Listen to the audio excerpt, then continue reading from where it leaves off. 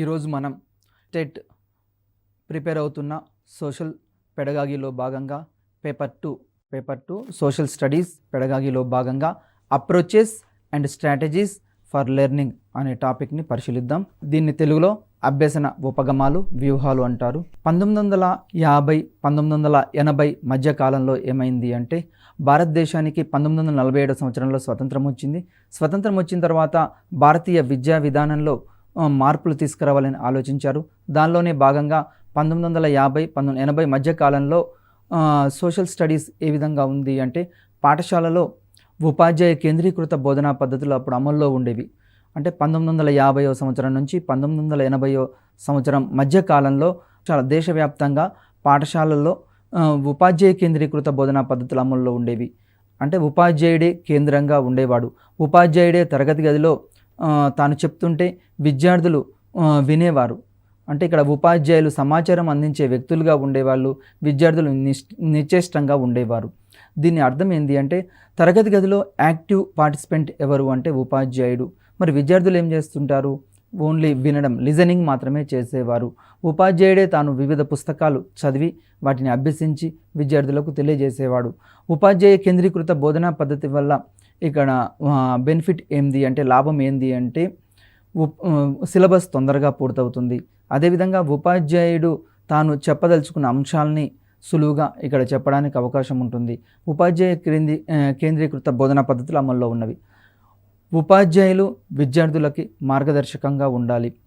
ఇంకా 1950 నుంచి 80 మధ్య కాలంలో ఉపాధ్యాయులు ఎట్లా ఉన్నారంటే విద్యార్థులకి మార్గదర్శకంగా ఉండాలి. ఏ కాలంలో అయినా సరే ఉపాధ్యాయులు విద్యార్థులకు ఎట్లా ఉండాలి? మార్గదర్శకంగా. అంటే ఉపాధ్యాయుడు తరగతి గదికి వచ్చేటప్పుడు క్రమశిక్షణ కలిగి ఉండాలి.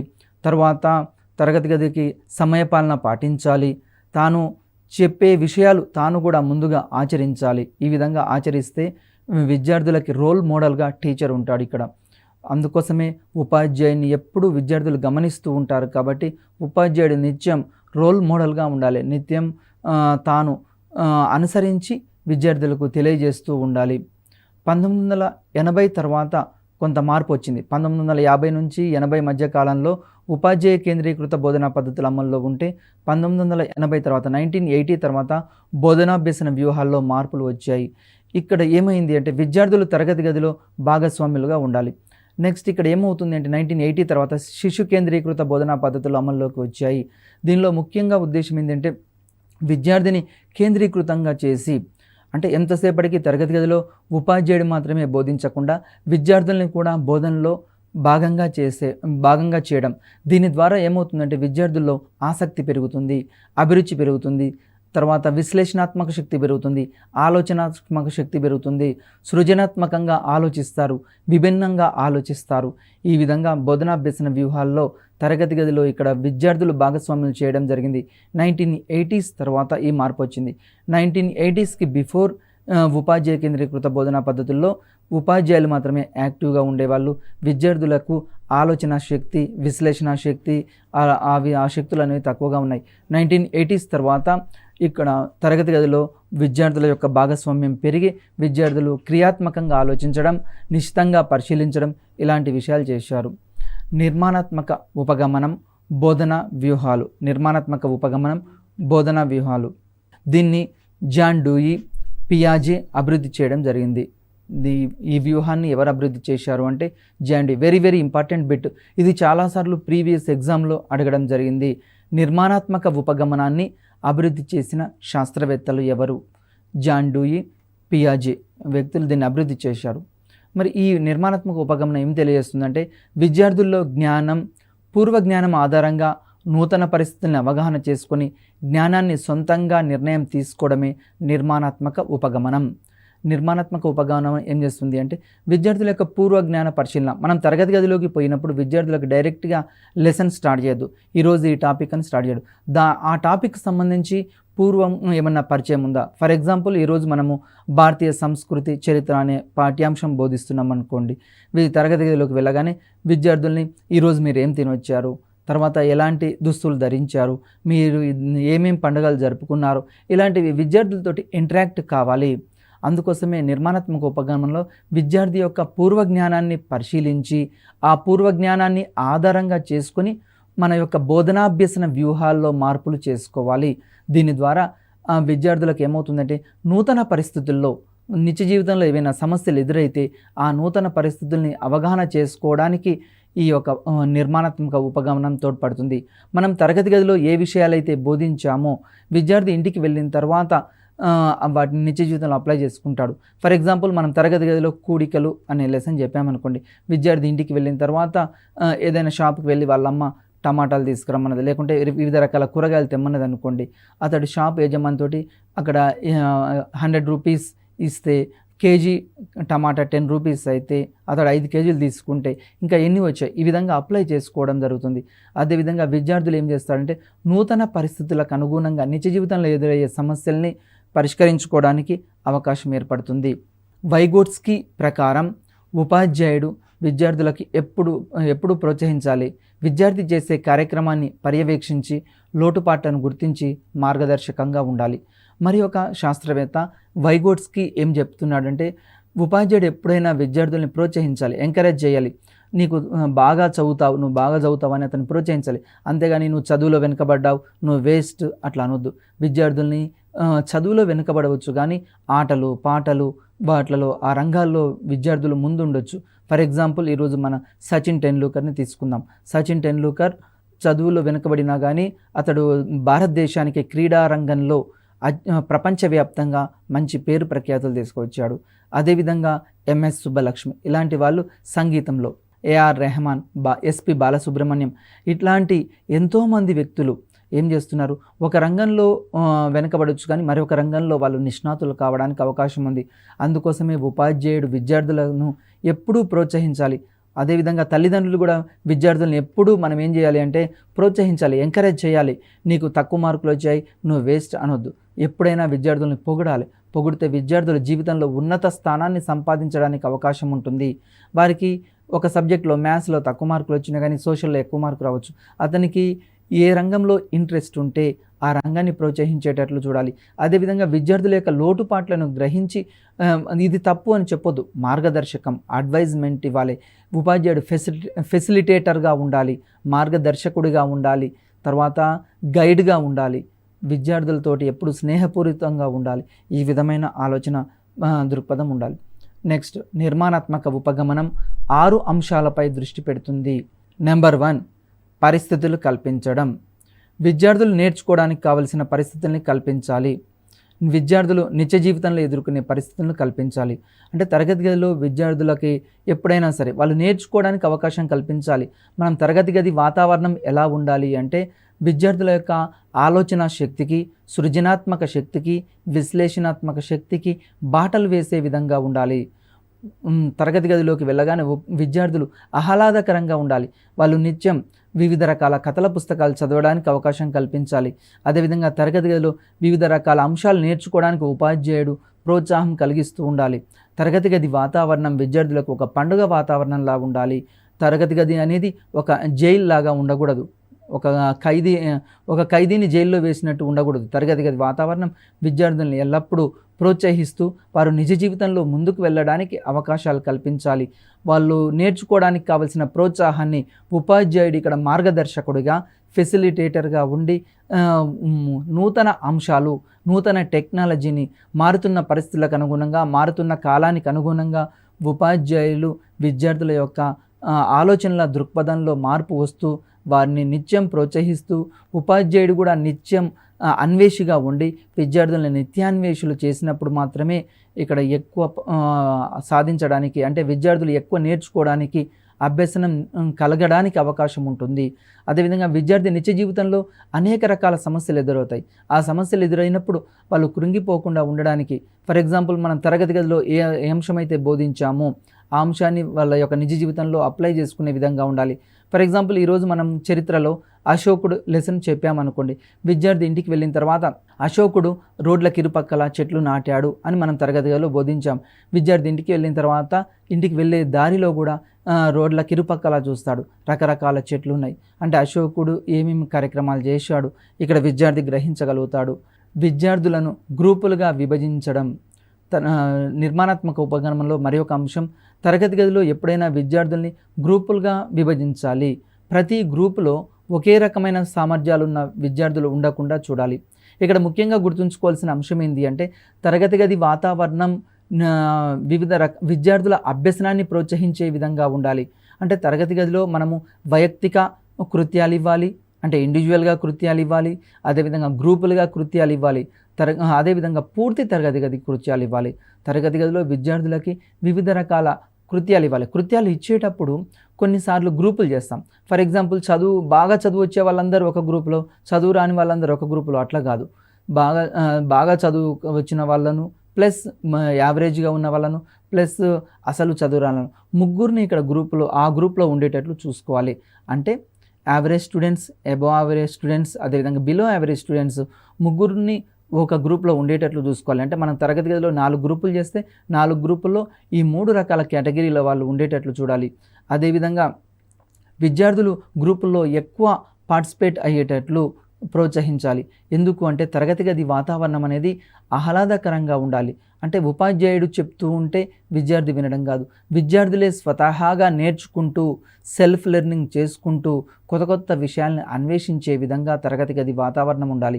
అదేవిధంగా తరగతి గదిలో మనం ఈరోజు మారుతున్న పరిస్థితుల్లో కంప్యూటర్స్ వచ్చాయి, మొబైల్ ఫోన్స్ వచ్చాయి. వీటి ద్వారా కూడా విద్యార్థి కొత్త రకాల విషయాలు అభ్యసించడానికి అవకాశం కల్పించాలి. విద్యార్థులు ఎంతవరకు అవగాహన ఉన్నది అనే విషయాలను తెలుసుకొని పాఠ్యాంశం ప్రారంభించాలి. విద్యార్థులను ఎప్పుడైనా సరే తరగతి గదిలోకి పోయినప్పుడు మనం లెసన్ డైరెక్ట్గా స్టార్ట్ చేయొద్దు. విద్యార్థులకి ఆ టాపిక్ సంబంధించి పూర్వజ్ఞానం ఎంతవరకు ఉన్నది, ఆ టాపిక్ మీద ఎంత అవగాహన ఉన్నది తెలుసుకొని ప్రశ్నించి వివిధ రకాల ప్రశ్నలు అడగడం ద్వారా మనం తరగతి గది వాతావరణాన్ని స్టార్ట్ చేయాలి. టీచింగ్ లెర్నింగ్ ప్రాసెస్ స్టార్ట్ చేయాలి. ఎందుకు అంటే ఒక టాపిక్ విద్యార్థులకి ఎంతవరకు అవగాహన ఉంది. ఫర్ ఎగ్జాంపుల్ అతనికి ఏమి అవగాహన లేదనుకోండి, మనము బేసిక్ నుంచి స్టార్ట్ చేయాలి. కొంత అవగాహన ఉందనుకోండి, తర్వాత యావరేజ్ నుంచి స్టార్ట్ చేయాలి. బాగా అవగాహన ఉంటే మన టీచింగ్ లెర్నింగ్ ప్రాసెస్లో బోధనాభ్యసన వ్యూహాల్లో మార్పులు చేసుకుంటూ ఉండాలి. విద్యార్థుల్ని తరగతి గదిలో నిత్యం మనం ప్రశ్నించాలి, విద్యార్థులు కూడా ప్రశ్నించేటట్లు ప్రోత్సహించాలి. ఫర్ ఎగ్జాంపుల్ తరగతి గదిలో ఎవరైనా విద్యార్థి ఒక ప్రశ్న అడిగినప్పుడు మనం విద్యార్థుల్ని ఎంకరేజ్ చేయాలి, ప్రోత్సహించాలి, అభినందించాలి. విద్యార్థులు తరగతి గదిలో ప్రశ్నలు అడిగే విధంగా ప్రోత్సహించే విధంగా మనం తరగతి గది వాతావరణం ఉండాలి. ఎందుకు అంటే విద్యార్థులు చర్చ ద్వారా, ప్రశ్నించడం ద్వారా ఎక్కువ అంశాలు నేర్చుకోవడానికి అవకాశం ఉంది. ఆ అంశాలకు సంబంధించి ఇంకా ఏమైనా రిఫరెన్స్ బుక్స్ ఉంటే ఆ రిఫరెన్స్ బుక్స్ కూడా చదివి విద్యార్థులు కొత్త అంశాలు నేర్చుకోవడానికి అవకాశం ఉంటుంది. నెక్స్ట్ 4వది విద్యార్థులకు తెలిసిన విషయాలు. ఎప్పుడైనా సరే నోన్ టు అన్నోన్ ఉండాలి. నోన్ టు అన్నోన్ అంటే విద్యార్థులకి తెలిసిన విషయాల నుండి తెలియని విషయాలు నేర్చుకునేటట్లు విద్యార్థుల్ని ప్రోత్సహించాలి. మనం తరగతి గదిలో ఏ లెసన్ స్టార్ట్ చేసినా కానీ విద్యార్థులకి అంతకుముందు ఎంతవరకు తెలుసు అనే విషయాన్ని తెలుసుకొని దాని నుంచి స్టార్ట్ చేయాలి. విద్యార్థులకి తెలిసిన అంశాలని మనం ఇక్కడ స్టార్ట్ చేస్తే విద్యార్థులకి తరగతి గది వాతావరణం ఉత్సాహకరంగా ఉంటుంది, ఆహ్లాదకరంగా ఉంటుంది, ఉన్నతంగా వాళ్ళ ఇంట్రెస్ట్ ఎక్కువగా ఉంటుంది, క్యూరియాసిటీ ఎక్కువగా ఉంటుంది, ఆతృత ఎక్కువగా ఉంటుంది. అందుకోసమే విద్యార్థులకు తెలిసిన అంశాల నుండి తెలియని అంశాలకు మన యొక్క బోధన కొనసాగాలి. నెక్స్ట్ 6వది ప్రదర్శన. విద్యార్థులు తయారు చేసిన వాటిని తరగతిలో ప్రదర్శించాలి, చర్చించాలి. ఫర్ ఎగ్జాంపుల్ మనం ఒక యాక్టివిటీ విద్యార్థులకు ఇచ్చామనుకోండి, విద్యార్థులకు ఇంటికి ఇచ్చాం ఒక యాక్టివిటీ. ఫర్ ఎగ్జాంపుల్ ద్రవ్యోల్బణం అనే టాపిక్ సంబంధించి మనం మీరు ఇంటికి వెళ్ళిన తర్వాత 1 వారం పాటు కూరగాయల ధరలు పరిశీలించి ఒక పట్టికను తయారు చేసుకొని రండి అని ఒక క్వశ్చన్ ఇచ్చాం. విద్యార్థులు ఏం చేస్తారు, ఇంటికి వెళ్ళిన తర్వాత మండే రోజు వెజిటేబుల్స్ ప్రైస్ ఎట్లా ఉంది, ట్యూస్డే రోజు ఎట్లా ఉంది, వెడ్నెస్డే రోజు ఎట్లా ఉంది, థర్స్డే రోజు ఎట్లా ఉంది, ఫ్రైడే ఎట్లా ఉంది, సాటర్డే ఎట్లా ఉంది. ఈ విధంగా ఒక 1 వీక్ వాళ్ళు ఏం చేస్తారు, ఆ విషయాలు ఆ ప్రైసెస్కి సంబంధించిన మార్పులు ఏ విధంగా ఉన్నాయి వాళ్ళు తెలుసుకుంటారు, రాస్తారు, సమాచారం నమోదు చేస్తారు. నమోదు చేసిన తర్వాత దాని ద్వారా విద్యార్థులకి అంటే ధరలు పెరుగుతూ ఉన్నాయి, ఈ విధంగా ధరలు పెరగడాన్ని మనం ద్రవ్యోల్బణం అంటామని విద్యార్థులు తరగతి గదిలో ఒక యాక్టివిటీ ఇచ్చినప్పుడు ఆ యాక్టివిటీకి సంబంధించిన ప్రదర్శన చేయాలి. అదేవిధంగా విద్యార్థుల మధ్య చర్చింపజేయాలి, గ్రూపుల్లో చర్చించాలి, ఇండివిజువల్గా చర్చించాలి. తర్వాత ఫైనల్గా ఉపాధ్యాయుడు కూడా వాటిని సమప్ చేయాలి. తరగతి గదిలో ఈ విధంగా ప్రదర్శించడం ద్వారా కూడా విద్యార్థులు ఎక్కువ విషయాలు నేర్చుకోగలుగుతారు. తర్వాత 6 విద్యార్థులు నేర్చుకున్న దాన్ని ప్రతిబింబించడం. NCF 2005 ఏం తెలియజేస్తుంది అంటే ప్రతి పాఠశాలలో నిర్మాణాత్మక ఉపకరణాలు ప్రవేశపెట్టాలని సూచించింది. NCF 2005 మనకు నేషనల్ కరికులం ఫ్రేమ్వర్క్ అంటాం. 1986లో న్యూ ఎడ్యుకేషన్ పాలసీ వచ్చింది. ఆ తర్వాత 1991లో కూడా మార్పులు వచ్చాయి. అదేవిధంగా 2005లో నేషనల్ కరికులం ఫ్రేమ్వర్క్ ఏం సూచిస్తుంది అంటే విద్యార్థులకి తరగతి గదిలో స్వతహాగా నేర్చుకునే విధంగా అభ్యసన వ్యూహాలు ఉండాలి అని ఇక్కడ తెలియజేయడం జరుగుతుంది. NCF 2005 యొక్క ముఖ్య ఉద్దేశం ఏంటి అంటే విద్యార్థులని భాగస్వామ్యం చేయాలి. టీచింగ్ లెర్నింగ్ ప్రాసెస్లో విద్యార్థుల్ని భాగస్వామ్యం చేసినప్పుడు మాత్రమే ఎక్కువ అంశాలు నేర్చుకోగలుగుతారు. ఎందుకంటే తరగతి గదిలో ఎంతసేపటికి ఉపాధ్యాయుడు ఫెసిలిటేటర్గా మాత్రమే ఉండాలి, మార్గదర్శకుడిగా ఉండాలి. విద్యార్థులు వైయక్తికంగా తర్వాత గ్రూపుల్లో జట్లలో కొత్త కొత్త విషయాలు నేర్చుకోగలుగుతారు. ఈరోజు విద్యార్థులు నేర్చుకోవడానికి చాలా రకాల మార్గాలు ఉన్నాయి. ఫర్ ఎగ్జాంపుల్ టీచర్ల ద్వారా నేర్చుకుంటాడు, విద్యార్థుల ద్వారా నేర్చుకుంటాడు, అంటే పీర్ గ్రూప్స్ ద్వారా నేర్చుకుంటాడు, కుటుంబం ద్వారా నేర్చుకుంటాడు, తల్లిదండ్రుల ద్వారా నేర్చుకుంటాడు, సమాజం ద్వారా నేర్చుకుంటాడు. NCF 2005 కూడా ఏం చెప్తుంది అంటే తరగతి గది లోపలికి సమాజాన్ని ఇంట్రడ్యూస్ చేయాలి, అంటే సమాజ భాగస్వామ్యం కల్పించాలని NCF 2005 చెప్తుంది. దీంట్లో కొన్ని రకాల అంశాలు NCF 2005 తెలియజేసింది. నెంబర్ 1 జ్ఞానాన్ని ఉత్తేజపరచడం, అంటే విద్యార్థుల యొక్క జ్ఞానాన్ని ఉత్తేజపరచాలి. అంతకుముందు వాళ్ళకు పూర్వజ్ఞానం ఏమైనా ఉంటే ఆ టాపిక్ సంబంధించి నోన్ టు అన్నోన్ ప్రాసెస్లో కలిగింపజేయాలి. అదేవిధంగా జ్ఞానం కలిగించాలి. మూడోది జ్ఞానాన్ని అవగాహన చేసుకోవడం, నాలుగోది జ్ఞానాన్ని ఉపయోగించడం, ఐదోది జ్ఞానాన్ని ప్రతిబింబచేయడం. NCF 2005 నేషనల్ కరికులం ఫ్రేమ్వర్క్ ఏం తెలియజేస్తుందంటే విద్యార్థుల యొక్క జ్ఞానాన్ని, వాళ్ళకు తెలిసిన అంశాలని ఉత్తేజభరితంగా ఆహ్లాదభరితంగా పెంపొందించడానికి కృషి చేస్తుంది. అదేవిధంగా విద్యార్థుల అవగాహనను పెంపొందించడానికి కృషి చేస్తుంది. అదేవిధంగా విద్యార్థులు అంతకుముందు ఉన్న పూర్వజ్ఞానం ఆధారంగా నూతన జ్ఞానాన్ని తెలుసుకొని దాన్ని నూతన పరిస్థితుల్లో నిత్య జీవితంలో అన్వయించుకునే విధంగా ఉండాలి అని తెలియజేయడం జరుగుతుంది. నెక్స్ట్ నిర్మాణాత్మక ఉపగమనం 8 ముఖ్య అంశాలు చెప్పడం జరిగింది. Very very important. ఇది చాలాసార్లు ప్రీవియస్ బిట్ అడగడం జరిగింది.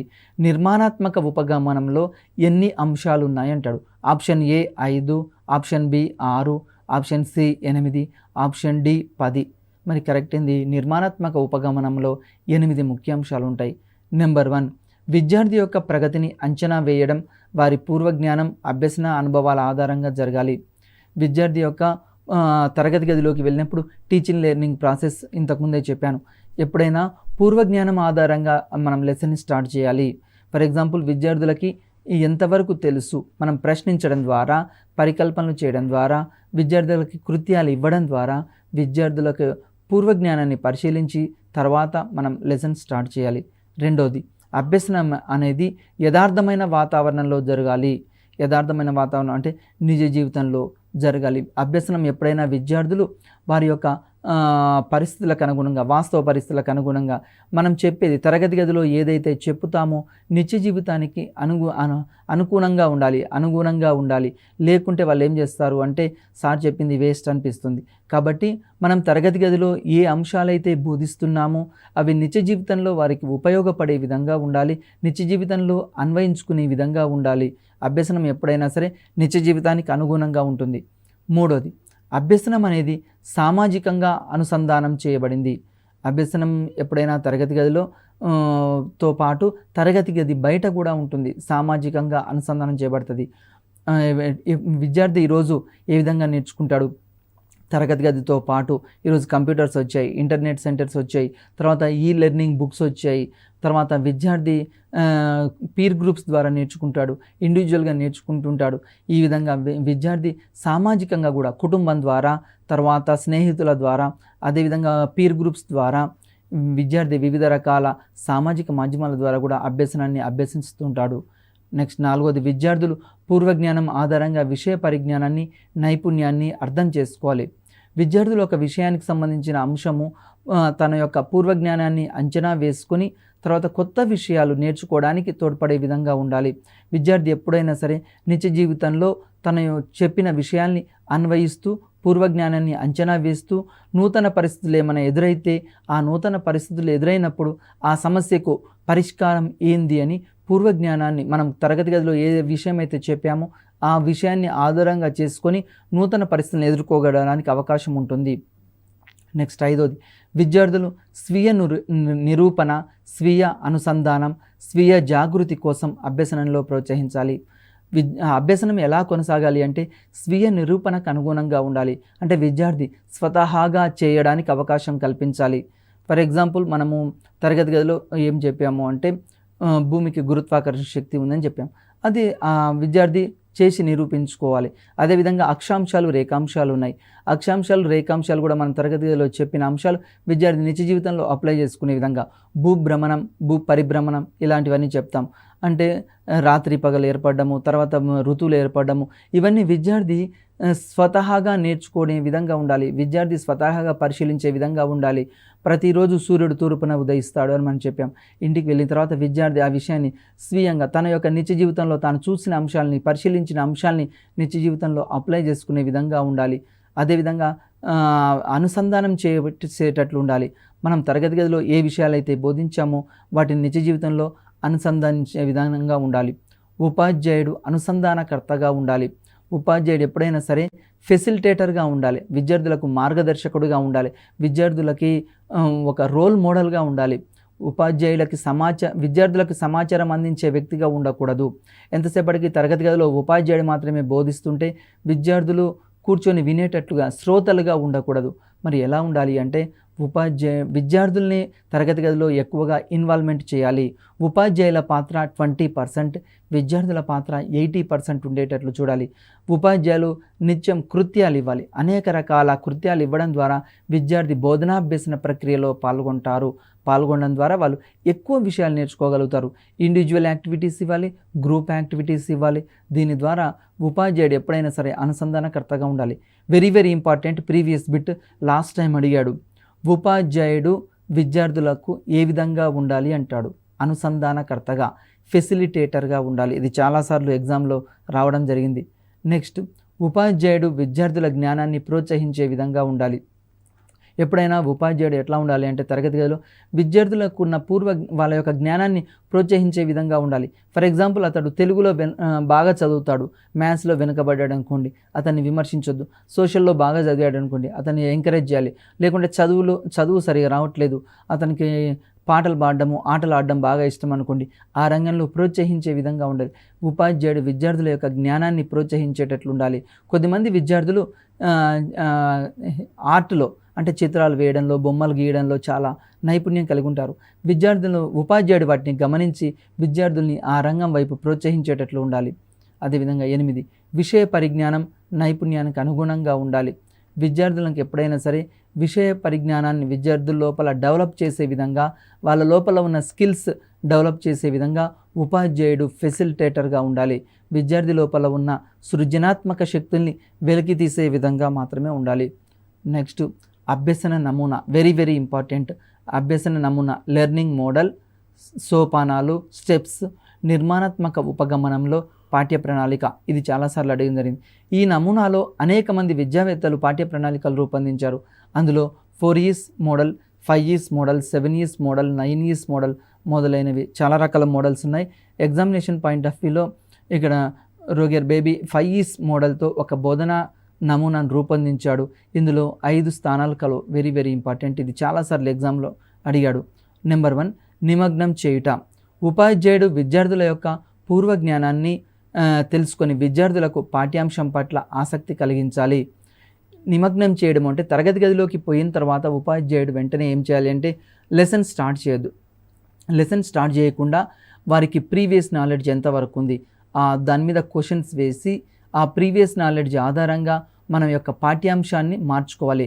బోధనాభ్యసన వ్యూహాలు మార్చుకోవాలి. బోధనాభ్యసన ప్రక్రియల్లో మార్పు తీసుకురావాలి. ఈ విధంగా తీసుకొస్తే విద్యార్థులు ఎక్కువగా నేర్చుకోవడానికి అవకాశం ఉంటుంది. కొన్నిసార్లు మనం ఏం చేస్తామంటే టీచింగ్ లెర్నింగ్ ప్రాసెస్లో మనము కథా పద్ధతిలో బోధించామనుకోండి, విద్యార్థులకు అర్థం కాలేదు, వెంటనే మనం వ్యూహం మార్చాలి. చర్చా పద్ధతిలోకి మనం షిఫ్ట్ కావాలి. అంటే తరగతి గదిలో ఉపాధ్యాయుడు ఎంతసేపటికి ఎట్లా ఉండాలి అంటే విద్యార్థుల యొక్క పూర్వజ్ఞానాన్ని తెలుసుకొని అది దేనికి షూట్ అవుతుంది, ఏ మోడల్కి షూట్ అవుతుంది, తన యొక్క టీచింగ్ లెర్నింగ్ ప్రాసెస్ని నిత్యం మారుస్తూ ఉండాలి. మార్చడం ద్వారా విద్యార్థులకి ఎక్కువ అభ్యసనం కలగడానికి, మరి ఎక్కువ విషయాలు నేర్చుకోవడానికి అవకాశం కల్పించాలి. రెండోది, అన్వేషణ. విద్యార్థులు తాము చేయాల్సిన కార్యక్రమాల గురించి స్వయంగా ఆలోచించుకొని ప్రణాళికలు తయారు చేసుకోవాలి. విద్యార్థులు ఎప్పుడైనా సరే తాము ఏమైతే చేయదలుచుకున్నామో వాటికి సంబంధించి ప్రీ ప్లాన్ తయారు చేసుకోవాలి. ఫర్ ఎగ్జాంపుల్ విద్యార్థులు పిక్నిక్ వెళ్ళాలని అనుకున్నారనుకోండి. పిక్నిక్ వెళ్ళాలి అంటే మనం చారిత్రక ప్రదేశమైన హైదరాబాద్ని సందర్శించాలి, లేకుంటే గోల్కొండ ఫోర్ట్ని సందర్శించాలి, లేకుంటే రామప్ప గుడిని సందర్శించాలి అనుకున్నారనుకోండి. విద్యార్థులు ఏం చేయాలి? దానికి సంబంధించిన ప్రణాళిక తయారు చేసుకోవాలి. ఎంతమంది వెళ్ళాలి, ఎలా వెళ్ళాలి, బస్సులో వెళ్ళాలా, ట్రైన్లో వెళ్ళాలా, ఈ విధంగా ముందు ప్రీ ప్లాన్ ఉంటుంది. విద్యార్థులు కూడా తాము చేయాల్సిన కార్యక్రమాలకు సంబంధించి స్వయంగా ఆలోచించి ప్రణాళికలు రూపొందించుకోవాలి. తర్వాత సమాచార సేకరణ. విద్యార్థులు మనము రామప్ప గుడికి తీసుకెళ్ళాం, వెంటనే వాళ్ళు ఏం చేస్తారు? ఆ రామప్ప గుడికి సంబంధించి ఎప్పుడు నిర్మించారు, ఏ రాజు కాలంలో నిర్మించబడింది, తర్వాత అక్కడ ఉన్న శిల్పకళ ఎలా ఉంది, ఇలాంటి అంశాలు విద్యార్థి నోట్ చేసుకుంటూ ఉండాలి. ఆ కాలంలో మానవుని యొక్క జీవనశైలి ఏ విధంగా ఉంది అంటే మనం ఆ టెంపుల్ని సందర్శించడం ద్వారా, రామప్ప గుడిని సందర్శించడం ద్వారా, ఆ గోడలపై ఉన్న వివిధ రకాల చిత్రాల్ని మనం పరిశీలించడం ద్వారా ఏమవుతుందంటే విద్యార్థి నోట్ చేసుకుంటుంటాడు, సమాచార సేకరణ చేస్తాడు, పరిశోధన చేస్తాడు. దీని ద్వారా ఉపాధ్యాయుడు వీటికి అవకాశం కల్పించాలి. విద్యార్థులకు ఎంతసేపటికి తరగతి గదిలో మనం బోధించడమే కాకుండా విద్యార్థులు స్వతహాగా నేర్చుకోవడానికి అవకాశం కల్పించాలి. ఫర్ ఎగ్జాంపుల్ శాతవాహన కాలంలో ఏ విధంగా ఉంది, తర్వాత విజయనగర సామ్రాజ్య కాలంలో ఏ విధంగా ఉంది, రుద్రమదేవి కాలంలో ఏ విధంగా ఉంది అంటే విద్యార్థి స్వతహాగా అన్వేషించడానికి అవకాశాలు కల్పిస్తూ ఉండాలి. మూడోది వివరణ. విద్యార్థులు తమ కృత్యాల ద్వారా కొంత జ్ఞానాన్ని పొందుతారు. ఉపాధ్యాయుడు వాటిని విశ్లేషించి లోపాలని నివృత్తి చేసి అవగాహన చేసుకునేటట్లు ఉండాలి. అంటే మనం తరగతి గదిలో కొన్ని కృత్యాలు ఇచ్చినప్పుడు విద్యార్థి ఏం చేస్తాడు అంటే వాటిని విశ్లేషించే విధంగా ఉండాలి, ఆలోచించే విధంగా ఉండాలి. అంటే కృత్యాల ద్వారా విద్యార్థులు కొత్త అంశాలు నేర్చుకునేటట్లు, కొత్త విషయాలు కనుగొనేటట్లు, విభిన్నంగా ఆలోచించే విధంగా ఉండాలి. మనం తరగతి గదిలో ఒక కృత్యం ఇచ్చినప్పుడు వాళ్ళ యొక్క పూర్వ జ్ఞానం ఆధారంగా విశ్లేషించి, వివరించి, వివరణాత్మకంగా, సృజనాత్మకంగా, తార్కికంగా ఆలోచించేటట్లు ఉండాలి. వాళ్ళ లోపల ఏమైనా లోపాలు ఉంటే వాటిని నివృత్తి చేసుకొని తర్వాత అవగాహన చేసేటట్లు ఇక్కడ ఉండాలి. నెక్స్ట్ అదేవిధంగా విస్తరణ. విద్యార్థులు తమ యొక్క అనుభవాల ద్వారా కొంతవరకు జ్ఞానం పొందుతారు. విద్యార్థులు ఏం చేస్తారంటే తమకు నిజ జీవితంలో ప్రతి అంశంపై కొంత జ్ఞానం ఉంటుంది. ఫర్ ఎగ్జాంపుల్ మనం ఏమనుకుంటామంటే తరగతి గదికి వచ్చిన విద్యార్థికి ఏమీ తెలియదు అనుకోకూడదు. తరగతి గదికి వచ్చిన విద్యార్థికి అనేక విషయాలు నేర్చుకున్నాడు. ఏ విధంగా నేర్చుకున్నాడు? తల్లిదండ్రుల ద్వారా నేర్చుకున్నాడు, కుటుంబం ద్వారా నేర్చుకున్నాడు, సమాజం ద్వారా నేర్చుకున్నాడు, ఫ్రెండ్స్ ద్వారా నేర్చుకున్నాడు. కాబట్టి విద్యార్థికి ప్రతి విషయం పట్ల కొంత అవగాహన ఉంటుంది. ఆ అవగాహనని మనం ఇక్కడ ఏం చేయాలి అంటే తరగతి గదిలో కొంత జ్ఞానం పొందుతాడు. దాని ఆధారంగా మనం తరగతి గదిలో ఆచరణాత్మకంగా చేయాలి. విద్యార్థికి తెలిసిన జ్ఞానాన్ని ఇక్కడ ఆచరణాత్మక దృష్టిలో ఉండాలి. అదేవిధంగా వాస్తవ పరిస్థితులకు అనుగుణంగా ఆ జ్ఞానాన్ని మలిచే విధంగా ఉండాలి. నెక్స్ట్ మూల్యాంకనం. ఉపాధ్యాయుడు బోధనాభ్యసన జరిగిన తర్వాత టీచింగ్ లెర్నింగ్ ప్రాసెస్లో కంటిన్యూస్ ఇవాల్యుయేషన్ ఉండాలి, నిరంతర మూల్యాంకనం ఉండాలి. బోధనాభ్యసన ప్రక్రియకు ముందు మనం మూల్యాంకనం చేయాలి, బోధనాభ్యసన ప్రక్రియ జరుగుతున్నప్పుడు మూల్యాంకనం చేయాలి, బోధనాభ్యసన ప్రక్రియ జరిగిన తర్వాత మూల్యాంకనం చేయాలి. మనం మూల్యాంకనం చేస్తున్నామనే విషయం విద్యార్థులకు తెలియకూడదు. ఆధునిక కాలంలో అంటే 2009 తర్వాత ఆర్టీ యాక్ట్ ఏం చెప్పింది అంటే సిసిఈని తీసుకొచ్చింది. ఈ సిసిఈ ఏం చేస్తుందంటే మూల్యాంకనంలో సమూలమైన మార్పులు తీసుకొచ్చింది. ఇంతకుముందు ఎగ్జామ్స్ అంటే విద్యార్థులు భయాందోళనకు గురయ్యేవారు.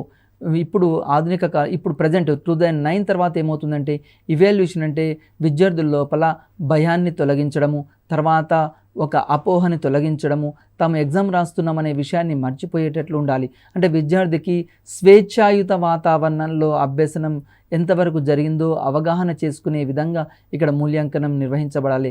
మూల్యాంకనం చేసేటప్పుడు విద్యార్థులు ఆహ్లాదకరంగా ఉండాలి, భయం లేకుండా ఉండాలి, తర్వాత విద్యార్థులు సృజనాత్మకంగా ఆలోచించే విధంగా ఉండాలి. మూల్యాంకనము నిరంతరం జరగాలి. బోధనాభ్యసన ప్రక్రియ జరిగేటప్పుడు, జరుగుతున్నప్పుడు, జరిగిన తర్వాత 3 రకాలుగా ఇక్కడ మూల్యాంకనం జరగాలి. తర్వాత భాగస్వామ్య అభ్యసనం, దీన్నే కొలాబరేటివ్ లెర్నింగ్ అని చెప్తాము. పిల్లలకు తమ తోటి వారితో కలిసి ఆడడం, పాడడం, చర్చించడం, కలిసి పనిచేయడం వంటి కార్యకలాపాల ద్వారా ఎక్కువగా నేర్చుకుంటారు. విద్యార్థులు ఎక్కువగా ఎట్లా నేర్చుకుంటారు అంటే ఒక టీచర్ ద్వారా మాత్రమే విద్యార్థులు నేర్చుకోరు. ఇంకా విద్యార్థులు తమతో ఫ్రెండ్స్ తోటి ఆడుతూ ఉంటారు, పాడుతూ ఉంటారు. తర్వాత వివిధ రకాల విషయాల్లో భాగస్వామ్యం అవుతారు. వాటి ద్వారా కూడా ఎక్కువ విషయాలు నేర్చుకుంటారు. తరగతి గదిలో టీచర్ని అడగాలంటే ఒక్కోసారి పిల్లలు భయపడతారు. అలా కాకుండా తమ తోటి విద్యార్థులతోటి, పీర్ గ్రూప్స్ తోటి ఆ విషయం పైన చర్చించే అవకాశం కల్పించాలి. దీని ద్వారా విద్యార్థులు ఎక్కువ అంశాలు నేర్చుకోగలుగుతారు. ఎందుకంటే అన్ని విషయాలు ఉపాధ్యాయుని అడగరు, విద్యార్థులు భయపడుతుంటారు. విద్యార్థులకు ఒక అవకాశం కల్పించాలి. వారు తమ తోటి విద్యార్థులతోటి నేర్చుకోవడానికి అవకాశం కల్పించాలి. తర్వాత ఇతరులతో కలిసి నేర్చుకునే పద్ధతిని జట్టు పనుల ద్వారా కల్పించవచ్చు. దీన్ని భాగస్వామ్య అభ్యసనం అంటాం. భాగస్వామ్య అభ్యసనం అంటే ఏంటి అంటే విద్యార్థులకి కొన్ని గ్రూప్ యాక్టివిటీస్ ఇవ్వాలి, జట్టు పనులు ఇవ్వాలి. దీని ద్వారా విద్యార్థులు ఆ జట్లలో కొన్ని కృత్యాలు నిర్వహిస్తారు. కృత్యాలు నిర్వహించడం ద్వారా ఎక్కువ అంశాలు నేర్చుకోవడానికి అవకాశం కల్పించబడుతుంది. దీన్ని కొలాబరేటివ్ లెర్నింగ్ అంటాం. విద్యార్థులు దీని ద్వారా భయరహిత వాతావరణంలో ఎక్కువ అంశాలు అభ్యసించడానికి అవకాశం కల్పించబడుతుంది. భాగస్వామ్య అభ్యసనం విధానాలు. మరి భాగస్వామ్య అభ్యసనంలో కొలాబరేటివ్ లెర్నింగ్లో ఏమేమి ఉన్నాయి? నెంబర్ 1 ఆలోచించడం. ఈ కొలాబరేటివ్ లెర్నింగ్లో ఏం చేస్తారంటే విద్యార్థికి మనము కొన్ని అంశాలు ఇస్తాం. దాని ద్వారా వాళ్ళు ఆలోచిస్తారు, పరిశీలిస్తారు, ప్రశ్నిస్తారు, భాగస్వామ్యం అవుతూ ఉంటారు. నెక్స్ట్ నిరంతరం అన్వేషిస్తుంటారు. కొలాబరేటివ్ లెర్నింగ్లో నిరంతరం అన్వేషణ ద్వారా, కనుగొనడం ద్వారా, చర్చ ద్వారా కూడా విద్యార్థులు తమ యొక్క భావాలను ఇతరులతోటి షేర్ చేసుకోవడం ద్వారా కూడా నేర్చుకుంటారు. కృత్యాధార అభ్యసనం. తరగతి గదిలో పిల్లలకు అభ్యసనం కృత్యాలు ఇవ్వడం ద్వారా కృత్యాధార అభ్యసనం మనం కల్పించవచ్చు. అంటే విద్యార్థి తరగతి గది వాతావరణంలో ఎక్కువగా మనం యాక్టివిటీస్ ఇవ్వాలి. అందుకోసమే 1980s తర్వాత ఏం మార్పు వచ్చింది అంటే 1986, 1990sలో కూడా యాక్టివిటీ బేస్డ్ మెథడ్ అనేది వచ్చింది. యాక్టివిటీస్ బేస్డ్ మెథడ్లో విద్యార్థులకి మనం కృత్యాలు ఇస్తాము. కృత్యాలు ఇవ్వడం ద్వారా వారు ఎక్కువ అంశాలు నేర్చుకోవడానికి అవకాశం ఉంటుంది. నెక్స్ట్ అదేవిధంగా ఒక కృత్యానికి ఉండాల్సిన లక్షణాలు ఏంటి అంటే విద్యార్థుల లోపల ఆలోచనలు రేకెత్తించే విధంగా ఉండాలి, సవాలుతోటి కూడుకునేటట్లు ఉండాలి, జట్లలో చేసేటట్లు ఉండాలి, ఇండివిజువల్గా చేసేటట్లు ఉండాలి. అదేవిధంగా యాక్టివిటీస్ ఇంకా ఎట్లా ఉండాలి అంటే బహుళ తరగతి బోధనకు అనుగుణంగా ఉండాలి. అంటే మనము ఒక తరగతికి మనం లెసన్ చెప్తుంటే మరి ఒక తరగతిలో ఒక యాక్టివిటీ ఇవ్వవచ్చు. ఈ విధంగా అదేవిధంగా ఆసక్తికరంగా పాల్గొనేటట్లు ఉండాలి, మార్పులకు చేర్పులకు అవకాశం కల్పించేటట్లు ఉండాలి, యాక్టివిటీస్లో ఎప్పుడు చేంజెస్ కలిగే విధంగా ఉండాలి. నెక్స్ట్ కనుగొనడం. పిల్లలు స్వయంగా కనుక్కునే విధంగా మనం ప్రోత్సహించాలి. విద్యార్థులను నిత్యం మనం ఏం చేయాలి, వాళ్ళకి కనుగొనడానికి అవకాశం కల్పించాలి. తర్వాత అన్వేషణకు ఎక్కువగా అవకాశం కల్పించాలి. అన్వేషణ ద్వారానే విద్యార్థులు ఎక్కువ అంశాలు నేర్చుకోగలుగుతారు. అభ్యసనం అనేది ఎట్లా ఉండాలి అంటే అన్వేషణకు అవకాశం కల్పించాలి, శిశు కేంద్రీకృతకు అవకాశం కల్పించాలి. శిశు కేంద్రీకృతం అంటే ఏంటి అంటే పిల్లలు ఎక్కువగా నేర్చుకోవడానికి అవకాశం కల్పించాలి. పిల్లల స్వభావానికి అనుగుణంగా ఉండాలి. మనం ఏ పని చేసినా కానీ పిల్లల్ని ప్రోత్సహించాలి. పిల్లల్ని ఎప్పుడైనా దండించకూడదు. తరగతి గదిలో పిల్లల్ని దండించవద్దు. తరగతి గదిలో కాదు, తరగతి గది బయట కూడా, ఇంటి దగ్గర కూడా తల్లిదండ్రులు విద్యార్థుల్ని పోలవకూడదు. రాము బాగా చదవట్లేదు, నువ్వు రాజు బాగా చదువుతున్నాడు, సీత బాగా చదువుతుంది. విద్యార్థులను ఎప్పుడైనా తిట్టకూడదు, నిందించకూడదు. విద్యార్థులను ఎప్పుడూ ప్రోత్సహిస్తూ ఉండాలి. అదేవిధంగా స్నేహపూరిత వాతావరణంలో, ఆహ్లాదకరమైన వాతావరణంలో ఉండాలి. ఎప్పుడైనా పిల్లల్ని ప్రోత్సహించేటట్లు ఉండాలి. తర్వాత సమస్య పరిష్కార పద్ధతి. దీన్ని జాన్ డూయి ప్రవేశపెట్టడం జరిగింది. అంటే మనకు నిత్య జీవితంలో ఏమైనా సమస్యలు వస్తే వాటిని ధైర్యంగా ఎదుర్కొనేటట్లు ఉండాలి. సమస్య యొక్క లక్షణాలు ఎట్లా ఉండాలి? విద్యార్థుల స్థాయికి అనుగుణంగా ఉండాలి, ఆలోచనలు రేకెత్తించే విధంగా ఉండాలి. తర్వాత సోపానాలు. సమస్యని నిర్వహించడం, తర్వాత సమస్యని విశ్లేషించేటట్లు ఉండాలి, నిశ్చిత అభిప్రాయం ఉండాలి. ఆగమనాత్మక పద్ధతి. ఆగమనాత్మక పద్ధతి అంటే ఉదాహరణలు ఇవ్వడం ద్వారా కొత్త అంశాలు నేర్చుకునేడానికి అవకాశం కల్పించాలి. నెక్స్ట్ అదేవిధంగా ఆగమన పద్ధతిలో లోపాలు ఏమున్నాయంటే ఎక్కువ శ్రమతోటి కూడుకొని ఉంది.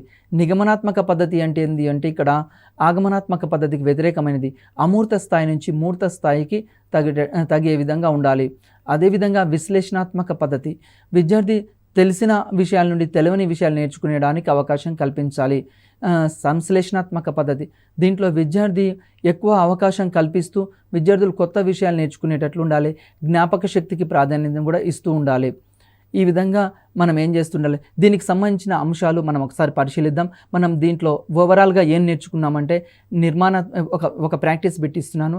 నిర్మాణాత్మక ఉపగమనం అభివృద్ధి చేసింది ఎవరు అని అడుగుతాడు. అదేవిధంగా అంటే మనం ఈ లెసన్లో నేర్చుకుంది నిర్మాణాత్మక ఉపగమనం గురించి, అదేవిధంగా ఆగమన పద్ధతి గురించి, నిగమన పద్ధతి గురించి, కృత్యాధార పద్ధతి గురించి అన్నీ నేర్చుకున్నాం. మీరు ఎక్కువగా ప్రాక్టీస్ చేస్తూ ఉంటే ఎక్కువ అంశాలు నేర్చుకుంటారు, ఎక్కువ మార్కులు సాధిస్తారు. నమస్తే.